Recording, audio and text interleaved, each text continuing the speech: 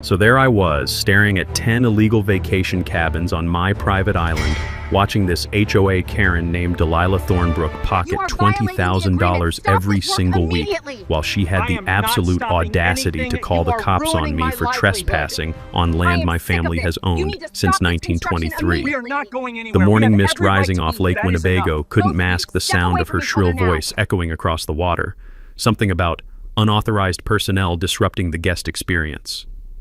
This woman, dripping in fake authority with her embroidered polo and gold-plated clipboard, was literally making more money in 1 month than most people see all year, off my land. But here's what this delusional wannabe real estate mogul had no clue about. Buried in my great-grandfather's dusty old deed was a legal nuclear bomb that would obliterate her $1-million scam and leave her begging for mercy. What would you do if someone was making $80,000 a month off your property while threatening to arrest you? Drop A if you're living the dream, or A if you're trapped in HOA hell. Let me back up and tell you how I ended up in this absolute circus. My name is Jasper Caldwell, 52, retired electrician from Milwaukee who thought retirement meant fishing in peace, not battling a wannabe real estate mogul with delusions of grandeur. Pine Needle Island, all 4.3 glorious acres, has been in my family since my great-grandfather Ezra bought it in 1923 for what amounts to a decent dinner today. Growing up, that island was our sanctuary. Every summer, Dad and I would putt-putt out there in his ancient fishing boat, the smell of two-stroke oil mixing with fresh lake air and the promise of adventure. We'd camp under stars so bright they hurt your eyes, cook walleye over crackling fires, and listen to Grandpa Ezra's stories about when Lake Winnebago was still wild country. The cabin we built in the 70s wasn't the Ritz, 3 rooms, leaky roof, and a screened porch held together by duct tape and prayers, but to a suburban kid, it was paradise. Then life happened with all the grace of a drunk moose. College, marriage, kids, career, and a job transfer that dragged me to Florida for 15 years of sweating and missing real seasons. The cabin got old, the roof gave up, and when that monster storm in 2019 finally put it out of its misery, I figured I'd deal with it eventually. You know how eventually works. It's code for when hell freezes over. Enter Delilah Thornbrook, stage left, with all the subtlety of a tornado in a trailer park. This delightful specimen moved to Riverbend Shores in 2020, fresh from Chicago with a white BMW sporting a blessed license plate, which should have been everyone's first red flag. Within 6 months, she'd crowned herself HOA president and appointed herself supreme commander of everything within eyeshot. Her signature move? Recording violations on her phone while using that customer service voice that makes dentist drills sound pleasant. When I finally dragged myself back to Wisconsin last spring, newly single, financially lighter, and dreaming of rebuilding, I discovered Delilah's little surprise. 10 matching log cabins arranged across my island like a perverted summer camp. Professional Airbnb signs everywhere. Thornbrook Island Retreat, $350 night. Security cameras, expanded docks, even a cutesy gift shop painted in that fake rustic style that makes real outdoorsmen weep. The sound of power tools hammered across the water as crews built Cabin 11. Fresh cedar scent mixed with diesel fumes and something else. The unmistakable smell of money being extracted from stolen property. My boots crunched on composite decking that had murdered the natural shoreline where Grandpa used to skip stones. That's when Her Majesty emerged from the main cabin like she was accepting a Nobel Prize, clutching her sacred clipboard and wearing a property manager polo that probably cost more than my truck payment. "Excuse me, this is private property," she announced with the authority of someone who'd never been told no. I pulled out my deed, the real McCoy, complete with county seal and everything. "You're absolutely right. This is private property. Mine." Her face went through more expressions than a soap opera actress before settling on righteous indignation. "Impossible. This was abandoned land. Adverse possession laws clearly state I have rights after improving neglected property. Here's your knowledge nugget. Adverse possession requires hostile, actual, open, notorious, and continuous use for the statutory period. In Wisconsin, that's 20 years minimum. The key takeaway? You can't just squat on someone's land and claim ownership after a couple years. Lady, you've been here 18 months, tops. Wisconsin law requires 20 years. That's when the mask dropped faster than a lead balloon. The fake smile vanished, replaced by something that belonged in a nature documentary about predators. Listen, Whoever you think you are, I've invested everything into this business. I have insurance, permits, and lawyers who will bury you if you try interfering with my legal operation. 20 minutes later, I was being escorted off my own island by a deputy who turned out to be Delilah's next-door neighbor, while she threatened criminal charges for harassment and attempted fraud. But Princess Clipboard had no idea she was picking a fight with a Navy Seabee who'd spent 20 years learning that the right tools and the right plan can level mountains. The next morning, I woke up to a sheriff's deputy knocking on my motel room door with a restraining order that read like bad fiction. Apparently, I had threatened violence and attempted intimidation against poor, innocent Delilah. The woman had submitted security footage showing me aggressively approaching her property, which was really just me walking on my own damn land looking confused. But Hollywood couldn't have edited it better to make me look like a crazed lunatic. Judge Morrison, who probably spent more time reading his breakfast menu than my case file, granted a temporary injunction preventing me from going within 500 feet of the disputed property. 500 feet! I couldn't even get close enough to count the illegal docks from the water. Meanwhile, Delilah was raking in another $20,000 that week while I sat in a Motel 6 eating gas station sandwiches. But Princess Clipboard wasn't content with just legal warfare. She launched a full-scale propaganda campaign that would have made Joseph Goebbels proud. She flooded local Facebook groups with sob stories about this dangerous drifter from Florida trying to steal her American dream. The smell of fresh coffee and manufactured outrage filled the Riverbend Community Center as she held court at the weekly HOA meeting, complete with crocodile tears and a victim complex the size of Texas. This man appeared out of nowhere claiming ownership of property that's been abandoned for years, she told the assembled crowd, dabbing her eyes with tissues that probably cost more than most people's lunch. I've invested my life savings, created jobs, brought tourism revenue to our beautiful community. Now he wants to destroy everything because of some dusty old piece of paper that could be fake for all we know. 3 HOA board members, coincidentally, all within smelling distance of her money, signed affidavits supporting her claim. The local Riverbend Gazette ran a puff piece titled "Local Businesswoman Fights Attempted Land Grab," complete with a photo of Delilah looking like Mother Teresa in a polo shirt. The reporter never bothered calling me for comment, probably because Delilah told him I was too unstable for interviews. While she was busy playing victim on social media, I was getting my hands dirty in the basement of the Winnebago County Courthouse. Let me tell you, 20 years as an electrician teaches you that the real answers are usually hidden in the places nobody wants to look, like courthouse basements that smell like mothballs and broken dreams but contain legal gold if you know how to dig. That's when I remembered something my old mentor used to say. Property deeds are like electrical schematics. The devil's in the details everyone ignores. He was right. Most people just look at the summary from their title company, but I'd learned from rewiring old houses that you always go back to the original blueprints. So I requested the complete 1923 deed, not just the modern copy, and struck legal uranium.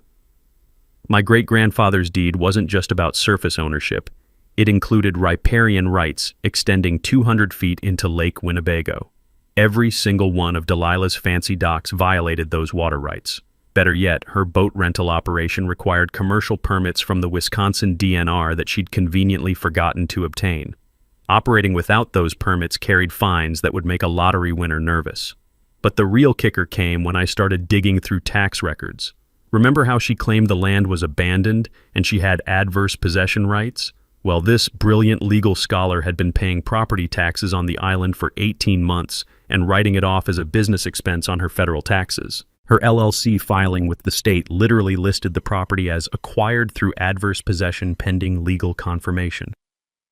The woman knew the ownership was questionable but had been treating my island like her personal piggy bank anyway. It was like watching someone rob a bank while filling out a loan application for the same money. Time to bring in the heavy artillery. I hired Stella Vaughn, a probate attorney who looked like everyone's sweet grandmother until she started discussing property law, then transformed into a legal shark with reading glasses and zero tolerance for nonsense. "Jasper," she said after reviewing my evidence, her pen scratching notes like a woodpecker on steroids. "This woman has violated so many laws I'm getting carpal tunnel just listing them. Riparian rights violations, unpermitted commercial operations, false tax filings, perjury on the restraining order application. It's like she used a magic 8-ball to make legal decisions." We filed a countersuit that read like a property owner's revenge fantasy: theft, fraud, conversion, riparian rights violations, and operating without permits. Total damages: $900,000 in stolen rental income plus removal costs for all unauthorized improvements. But here's where it got delicious. Stella's paralegal discovered that Delilah's restraining order was completely bogus. The security footage she'd submitted to prove I was threatening actually showed me checking my phone and scratching my head, hardly the behavior of someone planning violence. She'd committed perjury to get that order, and in Wisconsin, lying under oath bites back harder than a rabid badger. Within a week, we had the restraining order dissolved and Delilah explaining to her increasingly nervous lawyer why she'd lied in court. The woman who thought she could bulldoze a Navy Seabee was about to learn what happens when you bring a clipboard to a legal gunfight. Just when I thought Delilah couldn't get more desperate, she pulled out a move that would have impressed a Vegas con artist. 3 days after losing her restraining order, I got a call from some outfit called Winnebago Hospitality Group, offering to buy my island for the bargain basement price of $75,000. The voice on the phone had all the charm of a used car salesman trying to unload a lemon, talking fast about cash offers, and closing within the week. It took Stella's investigator about 10 minutes to trace the shell company back to Delilah's mother's address in Kenosha. This woman was trying to buy stolen property from the guy she'd stolen it from, using a fake company that probably existed only on paper and wishful thinking. When I declined her generous offer to rob myself, the gloves came off completely.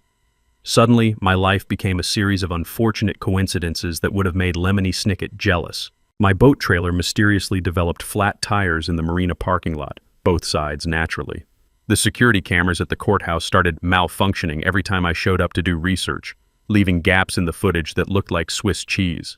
Fake online reviews appeared claiming I'd harassed vacationing families and threatened their children, complete with photos that were obviously photoshopped, but convincing enough to fool people who get their news from Facebook memes. The smell of diesel and desperation hung over the marina as Delilah's maintenance crew, which looked suspiciously like the guys who'd been building her illegal empire, worked overtime to make my visits as unpleasant as possible.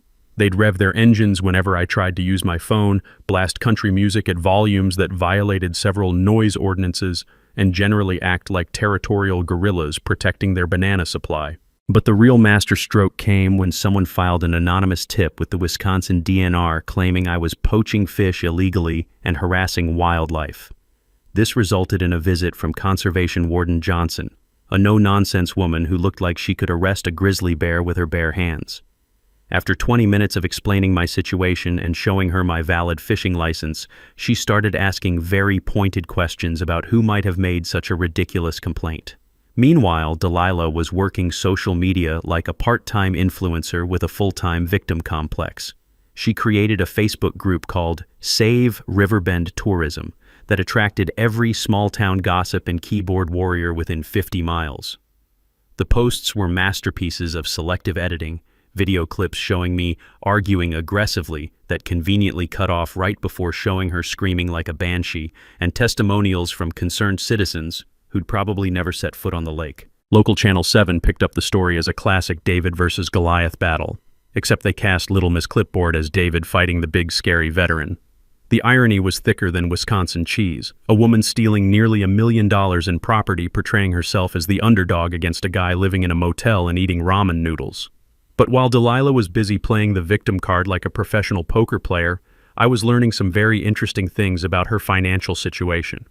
You know how they say follow the money? Well, I followed it right into a crater the size of Lake Superior. Court records from Illinois showed that our entrepreneurial hero owed $380,000 on her mainland property, thanks to a failed business venture called Thornbrook Event Planning that had crashed and burned harder than the Hindenburg. The bankruptcy filing made for fascinating reading. Apparently, Delilah had a talent for aggressive expansion, followed by spectacular failure. She'd tried running a boutique, a catering company, and some kind of consulting firm, each one ending in lawsuits and angry creditors. The island rental income wasn't just her main revenue source. It was her only revenue source, the financial life raft keeping her from drowning in debt. This revelation led to another discovery that made my electrician's brain practically short-circuit with excitement.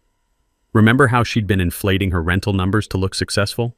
Well, she'd been using those same inflated numbers to secure additional business loans from 3 different banks. The woman was living in a house of cards built on a foundation of lies, and I was about to become a very strong wind. Stella had been busy too, digging up a 1987 Wisconsin Supreme Court case called Muller v. Shoreline Developments that was so perfect for our situation, it was like legal destiny. The case established that paying property taxes under mistaken ownership doesn't create legal title, and that commercial operations actually work against adverse possession claims rather than supporting them. In other words, every dollar Delilah made from her illegal rentals was evidence against her own case. The community support was starting to shift too, like a tide turning after the storm.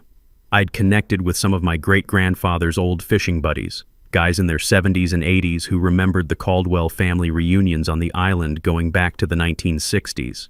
They had photo albums full of evidence showing continuous family use, and they were madder than wet hornets about what Delilah had done to their fishing spots. Even better, the local environmental group, Friends of Lake Winnebago, had started documenting the ecological damage from her overdevelopment. Turns out, cramming 10 cabins and their septic systems onto a small island does terrible things to water quality and fish habitat. Mother Nature was building her own case against Princess Clipboard, and she didn't need a lawyer to make her point. 2 weeks later, Delilah played what she thought was her nuclear card. She produced an elderly gentleman named Harold Finch, her mother's boyfriend, who claimed he'd witnessed my great-grandfather Ezra sell the island in a handshake deal back in 1985. According to Harold's suddenly crystal-clear memory, Grandpa Ezra had agreed to sell for $5,000 cash to some developer, making my deed worthless paper. The whole thing stunk worse than week-old fish bait, but Delilah paraded poor Harold around like he was the star witness in the trial of the century. She even got him on local TV, where he told his story with the conviction of someone who'd been coached more than a Super Bowl quarterback. "Oh yes, I remember it clear as day," he said, his voice shaking with either age or nerves. "Ezra needed the money for medical bills. Said the island was more trouble than it was worth." Based on this testimony, Delilah convinced the county prosecutor to open a criminal investigation against me for document fraud. Suddenly, I wasn't just fighting a civil case. I was potentially facing felony charges for forging historical documents and attempting to defraud a legitimate business owner. The irony was so thick you could cut it with a chainsaw. But here's where Delilah's desperation started showing. She hired some Chicago PR firm to completely reframe the narrative. Suddenly, she wasn't just a businesswoman. She was Grandma Delilah, an elderly widow who'd invested her late husband's life insurance into bringing economic opportunity to rural Wisconsin. The GoFundMe she set up raised $23,000 in 2 weeks, complete with photos of her looking frail and vulnerable that must have required professional lighting. The regional newspaper chain, owned by her golf buddy from the country club, ran a series of sympathetic articles painting me as a Florida con man preying on honest Midwest values. The headlines alone were works of fiction. Elderly businesswoman fights off land scammer and out-of-state fraudster targets local tourism. If I didn't know better, I'd have thought I was reading about someone else entirely. Meanwhile, her lawyer started playing financial hardball that would have made a mob enforcer proud. They demanded I pay $50,000 in storage fees for the cabin construction materials, another $12,000 for security services during my alleged trespassing incidents, and threatened to sue for $200,000 in lost business revenue during the legal proceedings. Their settlement offer was simple: pay $75,000 and they'd make the whole thing disappear quietly. That's when Stella's paralegal made a discovery that changed everything. While reviewing the original courthouse filings for the 100th time, she noticed something that had been staring us in the face all along. My great-grandfather's 1923 deed had been recorded in 2 counties, the original in Winnebago County and a certified copy in Fond du Lac County. I remembered my dad mentioning this once, back when I was a teenager more interested in fishing than family history. "Your great-grandpa was paranoid about losing important papers," he'd said. "Always filed everything twice, sometimes 3 times, just to be safe." At the time, I thought it was just old-fashioned overkill, but Ezra's paranoia was about to save my bacon.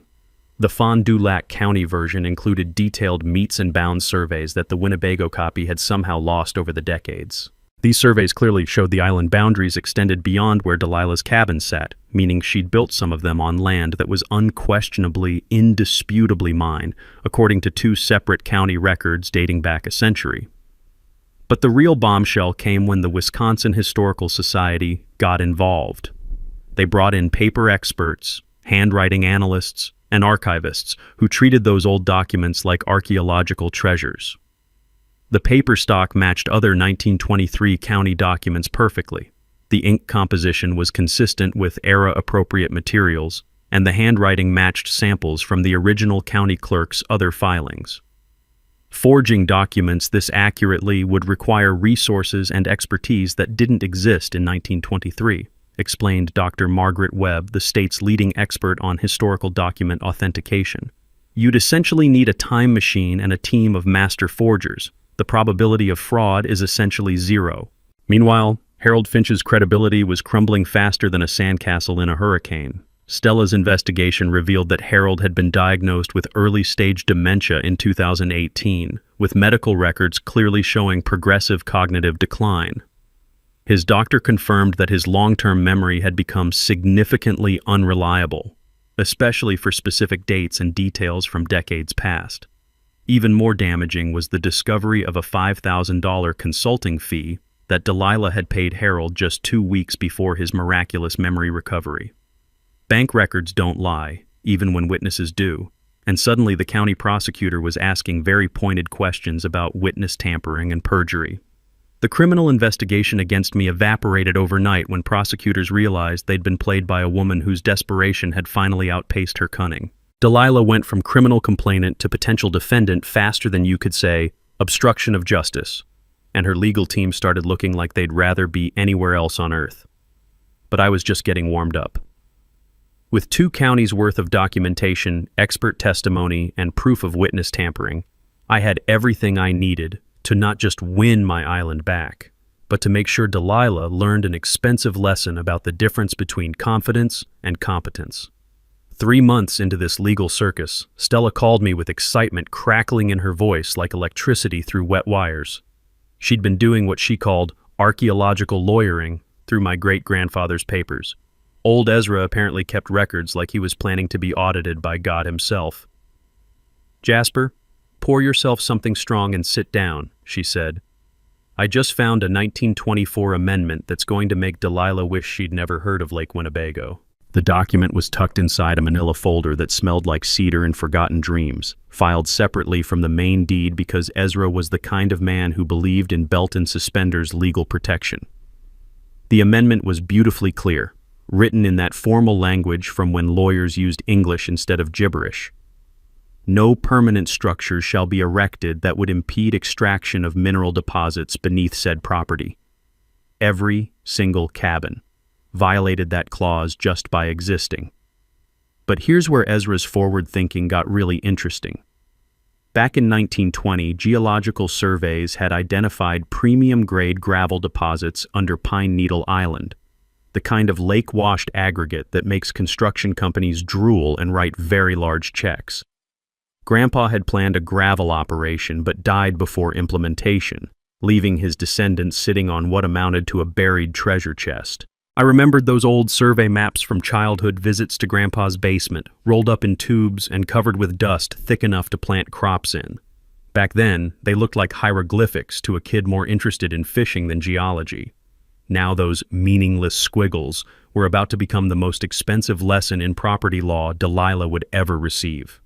Stella brought in geologists who confirmed the deposit's value, $2.3 million worth of gravel sleeping peacefully under my island, accessible only if the surface was cleared of permanent structures.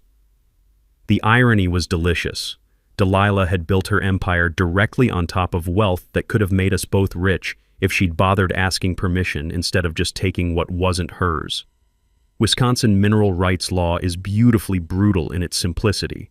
Violations trigger automatic trespass with triple damages, and the surface owner becomes responsible for removing interfering structures at their own expense. Not only would Delilah have to demolish her $1 million investment, but she'd have to pay contractors to destroy her own dreams, while I watched from a lawn chair with popcorn.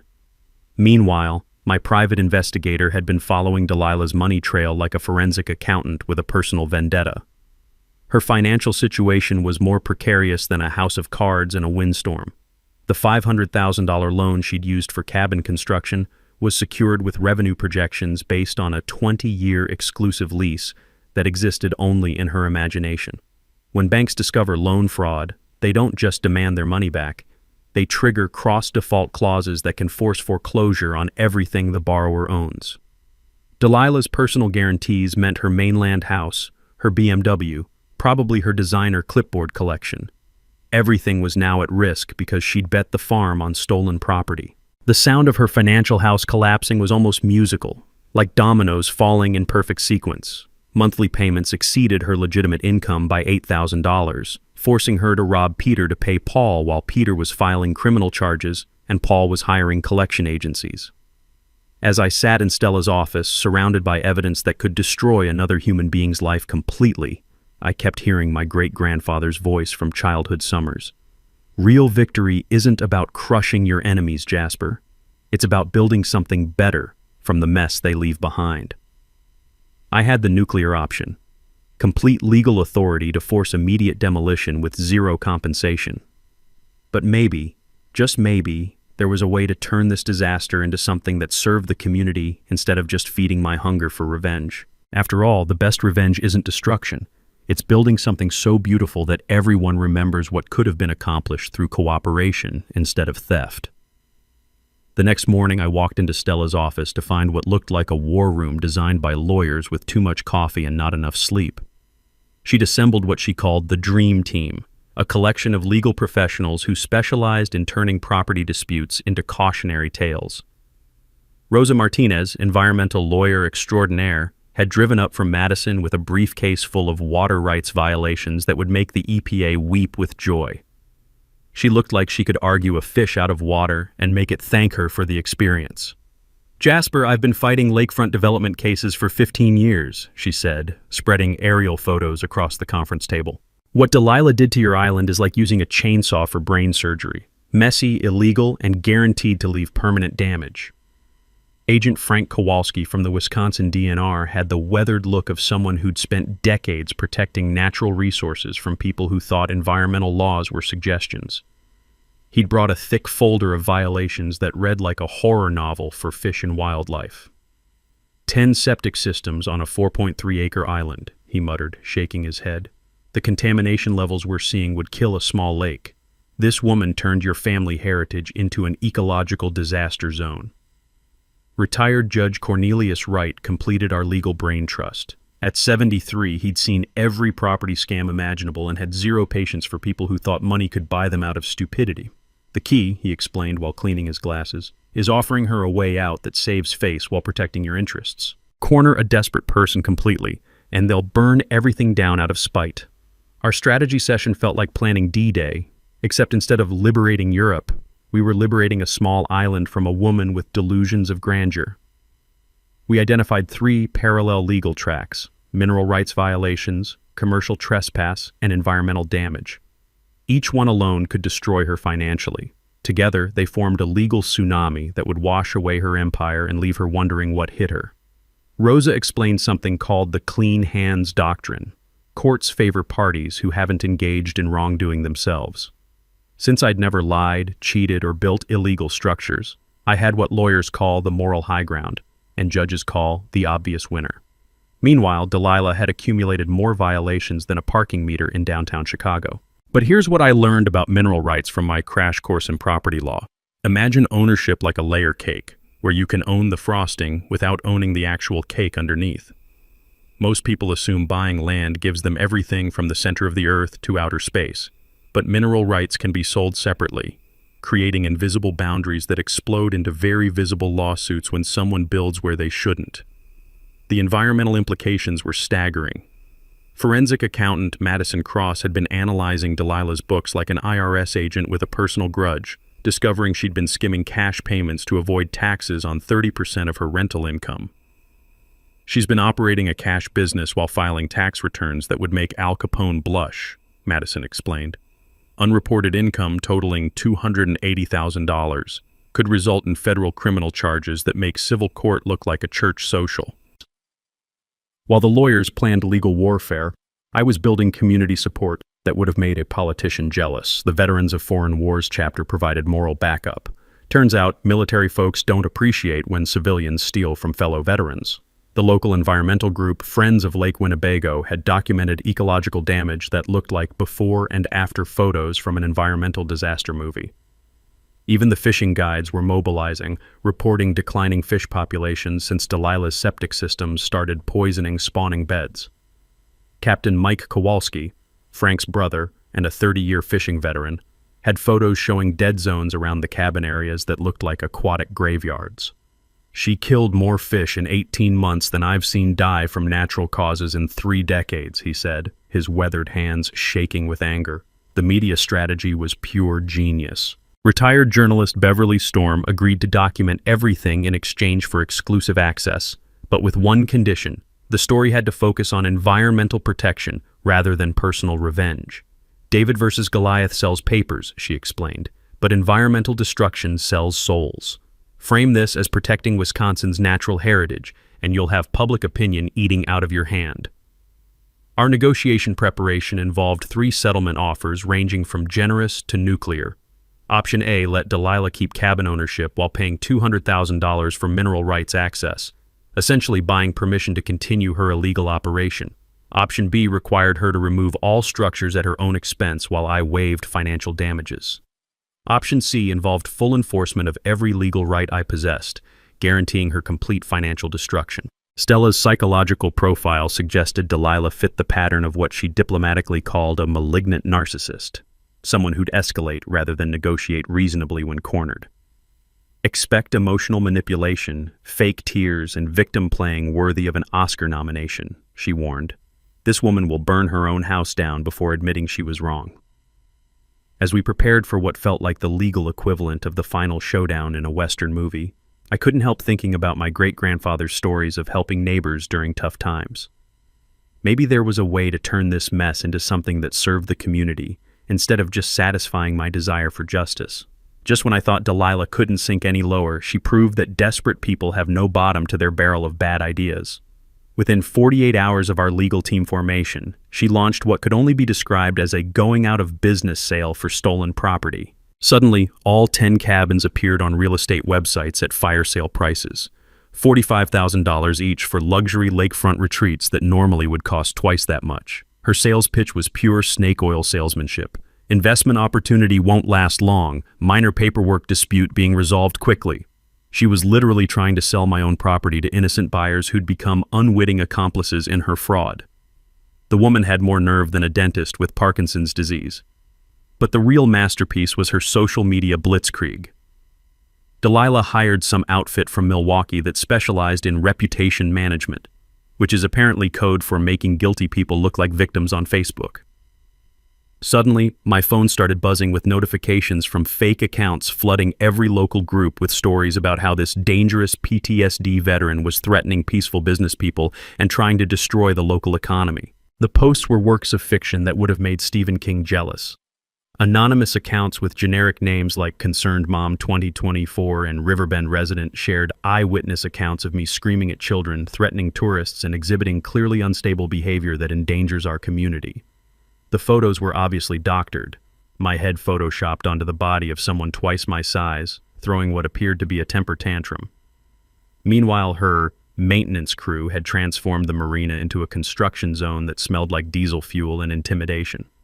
These guys, who looked like they'd been recruited from a biker bar's rejection pile, would rev their engines whenever I tried to make phone calls, blast country music at volumes that probably violated the Geneva Convention, and generally act like territorial guerrillas protecting their banana supply. The harassment campaign reached peak stupidity when someone, and I have my suspicions about who, filed another anonymous tip with the DNR claiming I was operating an illegal fishing guide service and harassing protected wildlife. This resulted in a surprise visit from Conservation Warden Johnson and 2 of her colleagues who showed up at my motel room at 6 a.m. looking like they expected to find a major poaching operation. After 20 minutes of showing them my fishing licenses, military ID, and explaining the property situation, Warden Johnson's expression shifted from suspicious to sympathetic to downright annoyed. "Mr. Caldwell, someone's been filing a lot of complaints about you lately, all of them anonymous, all of them unsubstantiated, and all of them coming from the same IP address. You wouldn't happen to know anyone who might have a grudge against you, would you?"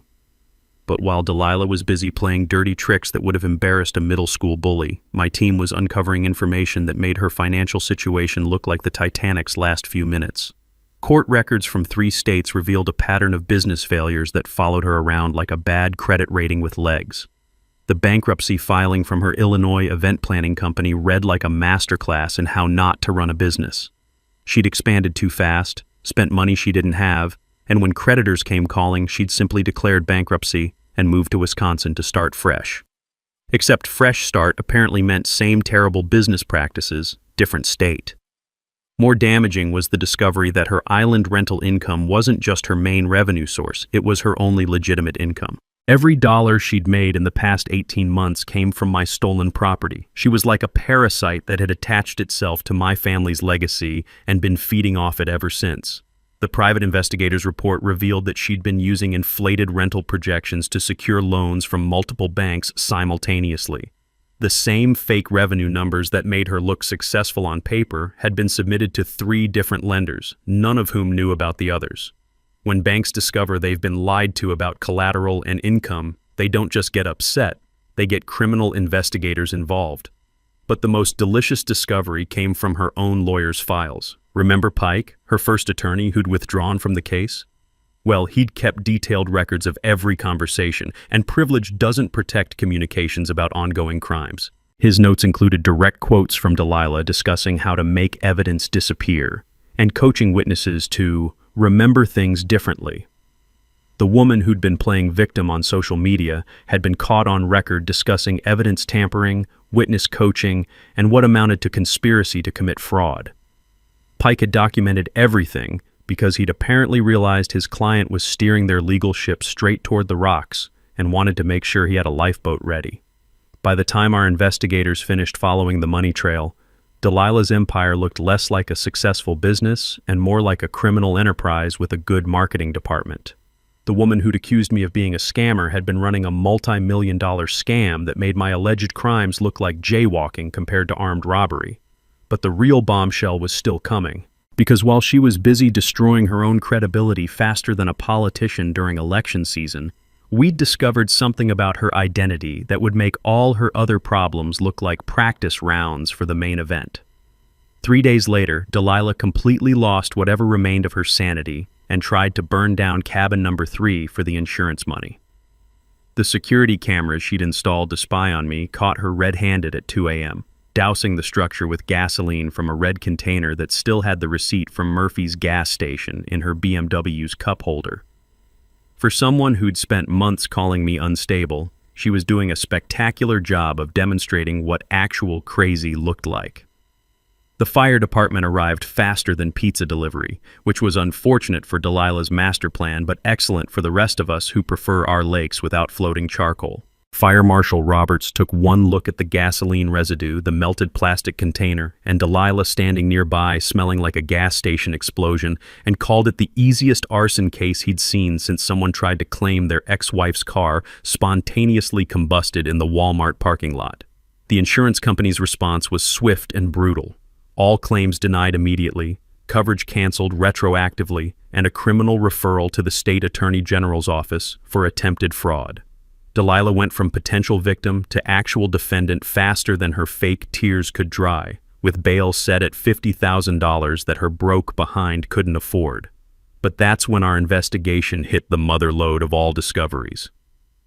Illinois State Police had been looking for someone named Dolores Thornberry, wanted for real estate fraud involving $300,000 stolen from an elderly couple in Rockford.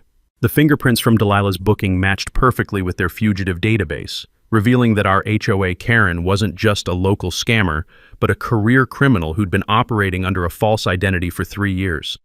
The elderly couple she'd victimized in Illinois were Harold and Margaret Kowalski, no relation to our DNR agent, just 2 retirees who'd trusted the wrong person with their life savings. Dolores had convinced them to invest in a guaranteed return real estate development that existed only in her imagination. When they tried to get their money back, they discovered she'd vanished along with their retirement fund and their faith in humanity. Her probation officer from the Illinois case had been looking for her since 2021, when she'd failed to report for her monthly check-in and disappeared like smoke in the wind. Operating the island rental business under a false identity, while on probation for financial fraud, wasn't just stupid. It was a federal crime that carried serious prison time with no possibility of the kind of legal gymnastics that had kept her out of trouble before. The fake identity documents were impressive enough to fool most casual observers, but crumbled under professional scrutiny faster than a house of cards in a hurricane. Birth certificate, social security card, driver's license, all expertly forged but traceable to a document mill in Chicago that specialized in helping people disappear from their past mistakes. Unfortunately for Dolores, now Delilah, the FBI had been tracking that particular operation for months. Meanwhile, her remaining supporters were abandoning ship like rats from the Titanic. The crisis management firm she'd hired issued a terse statement terminating all professional relationships effective immediately, after learning their client was a wanted fugitive. The HOA board voted unanimously to remove her as president and expel her from the organization, with one member commenting that, "We don't associate with criminals, regardless of their customer service skills." Most painfully, her own mother publicly disowned her during a live radio interview that became local legend. "I don't have a daughter named Delilah," Mrs. Thornberry announced with the finality of a judge passing sentence. "I raised Dolores to be better than this, but apparently some people are determined to make their own choices and live with the consequences." The financial house of cards she'd built on my stolen island was collapsing with mathematical precision. Business bank accounts frozen by court order, personal accounts seized for environmental cleanup costs, and every piece of rental equipment from generators to furniture being repossessed by companies that had finally figured out they'd been doing business with a ghost. The booking cancellations started immediately when news broke about her arrest. Families who'd planned Lake Winnebago vacations suddenly discovered they'd given deposits to a wanted criminal operating illegal accommodations on stolen property. The refund requests created a stampede toward empty bank accounts that couldn't satisfy a fraction of the demands. But the most satisfying moment came when her fourth lawyer, she was burning through legal representation faster than she burned through other people's money, filed a motion requesting protective custody because Dolores was receiving death threats from defrauded victims. And the woman who'd spent months painting me as a dangerous criminal was now begging for police protection from the people she'd actually victimized. Standing in Stella's office, watching the evening news cover the Delilah Thornbrook identity fraud scandal, I felt something I hadn't experienced in months. Genuine satisfaction mixed with a healthy dose of anticipation. Tomorrow was the emergency court hearing that would determine whether this career criminal would finally face consequences for her actions, or if she'd somehow slip through the cracks one more time. But after watching her burn down her own cabin while standing in a puddle of gasoline, I was pretty confident that luck had officially run out for the woman with more aliases than a spy novel and less sense than a box of rocks. The morning of the emergency court hearing felt like the Super Bowl, election night, and a public execution all rolled into one media circus that would have made P.T. Barnum weep with envy. By 8 a.m., the Winnebago County Courthouse parking lot looked like a tailgate party for justice, with 3 TV news trucks, 2 radio station vans, and enough reporters to staff a small newspaper camped outside the building. Judge Patricia Blackwood, a former environmental prosecutor who'd built her reputation by making corporate polluters cry into their offshore bank accounts, was presiding over what everyone knew would be the final act of Delilah's theatrical production. The courtroom was packed beyond fire code limits with 50-plus spectators who'd been following this soap opera like it was appointment television. Delilah arrived 20 minutes late looking like she'd been dressed by a tornado, wearing a wrinkled business suit that had probably seen better decades and carrying herself with all the confidence of someone walking to their own execution. Her new attorney, number 5 by my count, looked like he'd rather be prosecuting tax fraud in Milwaukee than defending this train wreck of a client. "Your Honor," he began with the enthusiasm of someone reading terms and conditions, "I've had insufficient time to review this complex case, but my client maintains her innocence regarding all property-related charges." It was the legal equivalent of showing up to a gunfight with a butter knife and apologizing for being underdressed. Stella stood up with the predatory grace of a shark who'd been circling wounded prey for months. She methodically presented the 1923 deed, the 1924 Mineral Rights Amendment, geological surveys, historical authentication, and enough documentation to choke a law library. The evidence table looked like an archaeological dig that had uncovered proof of legal ownership going back a century. DNR agent Kowalski testified about environmental violations that made Love Canal look like a nature preserve, showing photographs of dead fish floating around septic outflows that could have illustrated a textbook chapter on how not to manage waterfront property. The courtroom smelled like justice with a side order of environmental protection. That's when Delilah's carefully constructed facade finally cracked like cheap veneer. She interrupted the proceedings by shooting to her feet and screaming, "This is all fake! He's bribing everyone! The whole government is corrupt and they're all in on this conspiracy against honest business people!"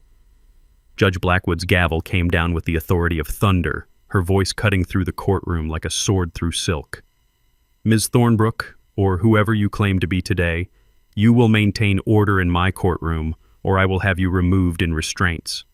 But Delilah was past the point of rational behavior, waving printed Facebook screenshots like they were constitutional amendments and claiming vast conspiracies involving corrupt veterans, fake historical documents, and government officials who hate successful women. The woman had completely disconnected from reality faster than a space shuttle leaving Earth's atmosphere.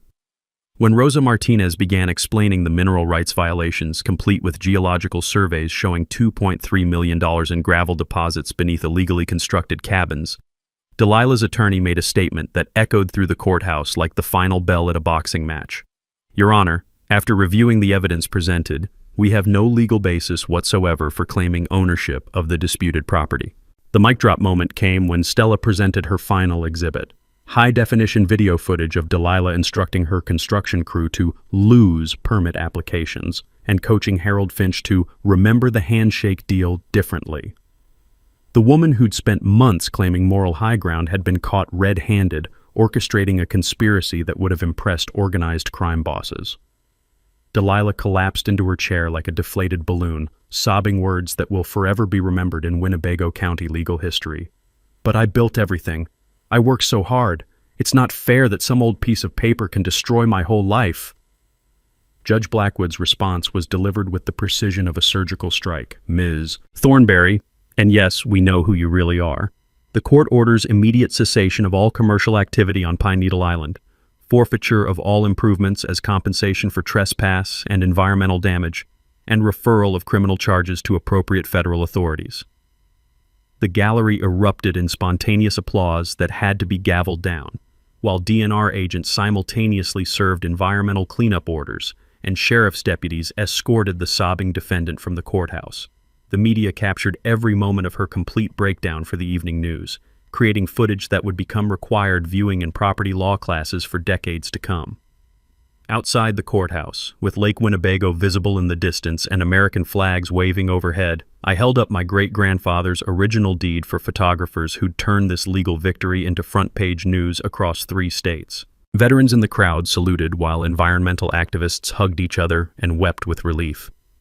The woman who'd stolen my family legacy was finally facing consequences, but more importantly, the lake was about to be restored to the natural beauty that had inspired 4 generations of Caldwell family memories. Justice had been served with a side of environmental protection, and it tasted better than any meal I'd ever eaten. 6 months later, Pine Needle Island looked like Mother Nature had hired the world's best restoration crew and given them an unlimited budget. The DNR environmental teams had worked miracles, removing contaminated soil and replanting native wildflowers that now swayed in the lake breeze like they were welcoming visitors back to paradise. The sound of eagles calling overhead replaced the noise of construction equipment, and for the first time in years, I could smell clean lake water instead of septic system failures. I'd established the Ezra Caldwell Environmental Education Foundation, using the $1.2 million in court-awarded damages, turning the island into a hands-on learning laboratory, where local school kids could discover what healthy ecosystems actually look like. Watching 8-year-olds catch their first fish in waters that had been dead zones just months earlier felt better than any revenge fantasy I'd ever imagined. The veterans of foreign wars got weekend camping privileges for PTSD therapy programs, creating a space where guys like me could find peace without someone trying to charge us $350 a night for the privilege. Saturday mornings on the island now featured the sound of veterans sharing stories around campfires instead of tourists complaining about Wi-Fi speeds. As for Dolores Delilah Thornberry, karma delivered justice with the efficiency of a Swiss watch. After pleading guilty to federal fraud charges to avoid a trial that would have lasted longer than some marriages, she was sentenced to 4 years in federal prison with no possibility of parole. The Illinois victims she'd defrauded finally got some closure, even if they never recovered their stolen retirement money. Her complete financial collapse was so thorough it could have been used as a case study in business schools under what not to do when you're already in legal trouble. The cabin demolition materials were donated to Habitat for Humanity, turning her illegal empire into affordable housing for families who actually deserve decent places to live. Even her BMW was auctioned off, with proceeds funding water quality monitoring equipment for the entire lake. Personal healing came in waves, like the gentle lapping of lake water against the dock of the new cabin I'd built using sustainable materials and green technology. My scattered family started showing up for the first reunions in 15 years, drawn back to the island by curiosity about the legal battle they'd been following on social media. Cousins I hadn't seen since childhood brought their own kids to experience the same magic that had shaped my youth. The best surprise was meeting Sandra Ellis, an environmental lawyer who'd volunteered with the Restoration Project and shared my passion for protecting natural spaces from people who viewed them as profit opportunities. Turns out, there's something romantic about fighting for environmental justice together, especially when you win and get to enjoy the results over morning coffee while watching sunrise paint the lake in shades of gold. The legal precedents we'd established rippled across Wisconsin like stones thrown into still water. Jasper's Law strengthened property ownership verification requirements, making it much harder for future con artists to pull similar scams. 3 other lake communities discovered and challenged illegal developments after learning about our case, proving that sometimes one victory can inspire others to fight for what's rightfully theirs. Environmental groups started using our case as a template for similar legal challenges, while veterans advocacy organizations cited our island therapy programs as models for other states. The documentary filmmakers who'd bought our story rights turned it into a Netflix special that made environmental protection look cooler than superhero movies. But the most meaningful moment came during our first annual Pine Needle Island Environmental Days, when Harold and Margaret Kowalski, the elderly Illinois couple Dolores had defrauded, visited to see what their stolen money had inadvertently helped create. Watching them smile while their grandchildren learned about water conservation felt like the universe had finally balanced its books. Standing on the dock my great-grandfather had built, fishing with his old rod while children laughed during a school field trip, I realized Ezra had been right about victory being bigger than just winning. The island now served hundreds of people instead of enriching one criminal, and the eagles nesting overhead for the first time in 20 years seemed to approve of the changes. Ready to share your own HOA horror story? Drop it in the comments below. We read every single one, and some of these nightmares might become future videos that help other people fight back against petty tyrants with clipboards. If you love seeing justice served with environmental protection on the side, smash that subscribe button and ring the notification bell. Next week, City Council tried to steal my 100-year-old oak tree. The arborist's report made them pay $50,000. Sometimes the best revenge isn't destruction. It's building something so beautiful that everyone remembers what could have been accomplished through honesty instead of theft. That's all for today's HOA Madness. If watching justice serve itself made your day, smash that like button, share your thoughts down below, and make sure you're subscribed. More outrageous neighborhood showdowns are just around the corner.